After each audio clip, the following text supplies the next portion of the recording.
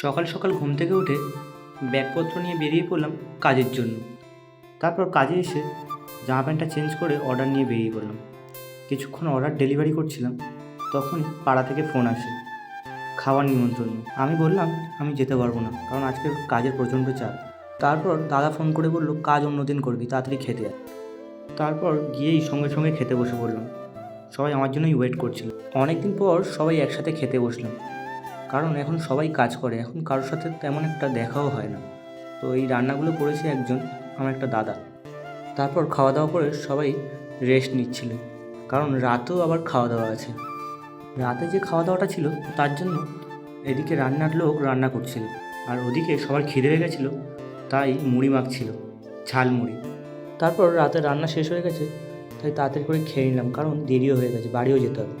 তারপর বাড়ি যাওয়ার পথেই বৃষ্টি শুরু হয়ে গেছে, বাপরে কী বৃষ্টি! তারপর আধা ঘন্টা তো ওখানেই বৃষ্টির জন্য দাঁড়িয়েছিলাম। তারপর বৃষ্টিটা থামতে বাড়ি চলে আসলাম। টাটা সবাইকে।